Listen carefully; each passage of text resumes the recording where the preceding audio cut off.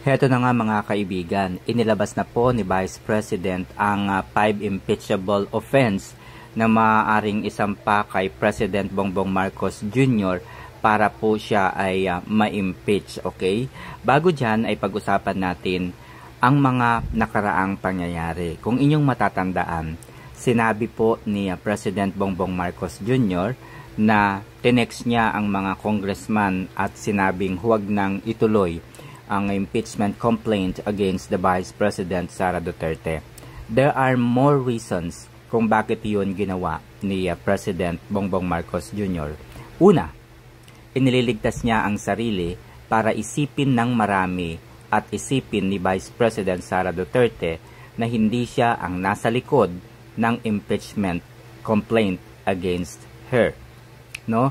Kasi kung talagang ganoon ang kanyang motibo, hindi niya dapat i-text ang mga congressman. Dapat ay dumiretso siya sa korte para sabihin na hindi siya nag-uutos. Oo, di ba? Dapat dumiretso siya. Dapat ay kinausap niya si Sara Duterte. Pero ang ginawa niya, iniutos lamang niya sa mga congressman na huwag mag-file ng impeachment complaint. Diba? Kung firm yung kanyang utos na yon, hindi ganun yung itetext niya. Dapat or else, lalagay niya doon, mananagot kayo sa akin. Okay? Pangalawang dahilan, alam niya sa sarili niya na kung mayroon man sa kanila ni Vice President Sara Duterte ang mas karapat-dapat na ma-impeach, siya ang mas may mga bagay na ginawa. Katulad na lamang ng paglilipat ng pondo ng PhilHealth mula sa PhilHealth patungo sa National Treasury. Ang malupit po nito mga kaibigan ay mayroon na pong Supreme Court en banc decision o order na dapat ay pigilan o ihinto, no, ni na BBM at ni Martin Romualdez kasama ng ilang congressmen ang paglilipat ng pondo mula sa PhilHealth patungo sa National Treasury. Maliwanag po yun na inilabas noong October 29, 2024. No? Yun po ang inilabas ng Supreme Court. Illegal, mali at unconstitutional ang ginawang ito ni BBM kasama ng kanyang pinsang si Martin Romualdez at ng mga congressmen. Okay? Yun po ang pangalawang reason. Pangatlo ay hindi po magpo-prosper ang impeachment complaint against Vice President Sara Duterte. Bakit? Isa sa mga ginamit nilang grounds ay betrayal of public trust. Kung inyong matatandaan, how can it become a betrayal of public trust when the Department of Education during his time or her time rather, isa ang DepEd sa most trusted government agency of the government. So, paano mo masasabi na betrayed ang public? No?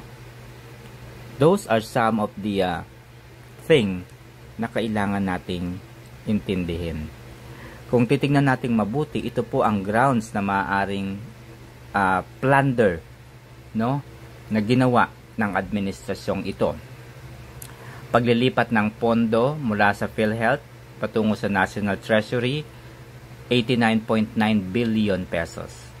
Nagbenta po ng ginto, no, 129 billion. GSIS 62.5 billion. SSS 62 billion. Land Bank of the Philippines 62 billion. Development Bank of the Philippines 62 billion. PDIC 117 billion. Ang sinasabing flood control project 500 billion.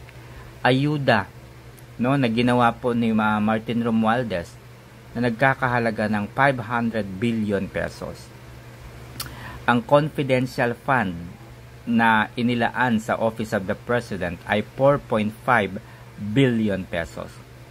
And of course, yung mga nananalo sa sweepstakes, sa loto, no, na hindi makatotohanan. Okay?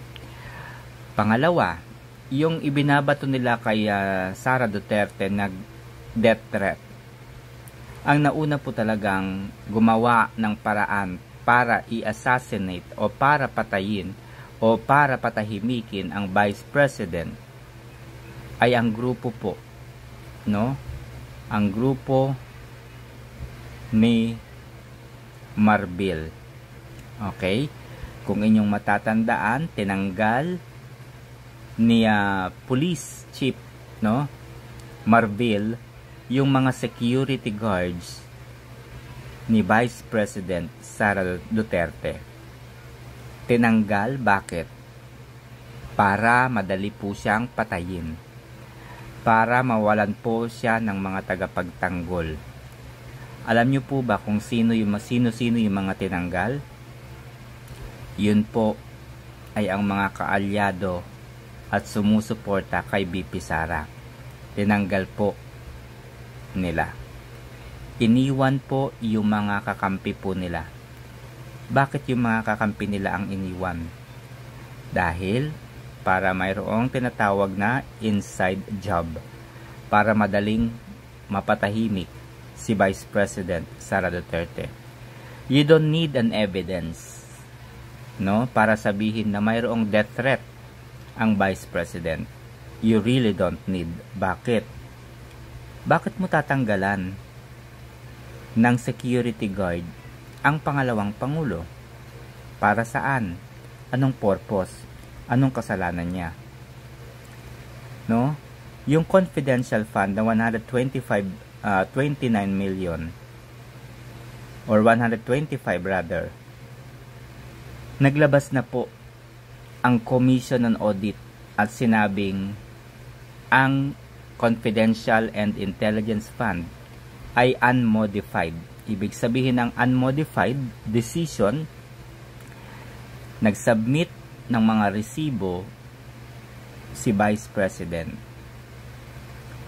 Lahat po ng pinaglagyan ng pera ay ibinigay po ni Vice President. Kaya po unmodified. Ibig sabihin hindi po niya pineke, hindi po niya minanipulate, hindi po niya binago-bago. Kaya nga po unmodified, no? Unmodified. Kung ano lamang po yung report, kung saan nga ba ginamit ang pera, yun lamang po ang kanyang pinresenta. So ano po ang ibig sabihin noon? Hindi po siya nanguha at nangurakot ng pera. She's working for the best and for the betterment of the Philippines.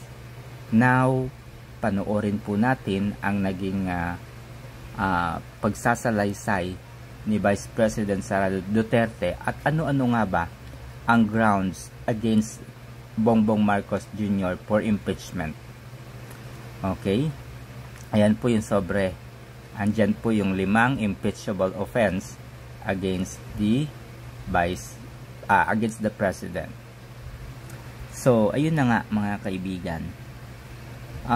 Kung nais po ninyong masuportahan ang Vice Presidente, sa pamamagitan po ng video na ito ay maipapaalam natin sa maraming Pilipino ang mga bagay na hindi na tama, mga bagay na kumbaga ay binabalahura na ng mga kongresista ang ating saligang batas.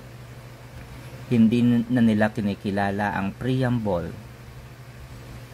no? So I hope everyone please like, subscribe, and share this video para mas marami po ang makaalam. Okay? Yung envelope na yan, kaya ako sinasabi kanina, antayin natin yung next hearing. Kasi hindi pa siya enough eh. Ang gusto nila kasing palabasin sa mga tao, yung envelope na yan, galing sa, yung pera na yan, galing sa confidential funds. Yan yung gusto nilang i-portray sa public. Para yung perception ng tao, hindi talaga ginamit para sa ano. Pero kasi, para sa akin, kulang pa siya. So, inaantay ko yung next hearing. Bago ko pag-usapan yung envelope na yan, kasi kasama yan dun sa triangle. Hindi ginamit ang confidential funds sa AFP, Hindi din siya ginamit sa YLS. Ginamit siya supporting information doon sa mga areas kung saan may nakuha na reports na at risk ang mga bata. Walang binigay na CF sa AFP. Walang binigay na CF sa YLS. Yung YLS lang ang tinanong. Sinabi namin, ito yung areas at risk. Sabi na yung AFP, okay, gawa namin ng paraan.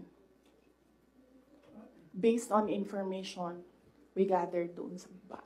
Si BBM, sabihin ko sa inyo, may listahan ako ng 5 bagay na impeachable offense niya. The thing with the hearing is kung makikita mo, kahapon, hindi ko napanood, kaya hindi ako mag-comment, pero nakita ko sa transcript na kahit anong sabihin ng tao na nakaupo doon, ng resource person, kukontrahin siya noong nagtatanong. Walang tamang sagot sila tatanggapin. Kahit yung COA na mismo ang nagsabi kung ano yung trabaho niya, hindi nila tinatanggap na sagot. Kasi bakit ba? Kasi nga, sa simula, sinabi ko, gusto nila mag-impeachment. Hindi nila magawa kasi wala silang kaso for impeachment. So, ang ginagawa nila dyan, nagpi-fishing sila na nagpi-fishing, gahanap sila ng hanap. Alam nyo, before ako umupo, alam ko, impeachable officer ako. So, binasa ko yan. Ano ang impeachment? What are impeachable offenses? Ano ang pwedeng gawin mo na ma-impeach ka? Binasa ko yan lahat. Si BBM, sabihin ko sa inyo, may listahan ako ng 5 bagay na impeachable offense niya. Pero sa tingin niyo, papasa dyan sa House? Of course, hindi.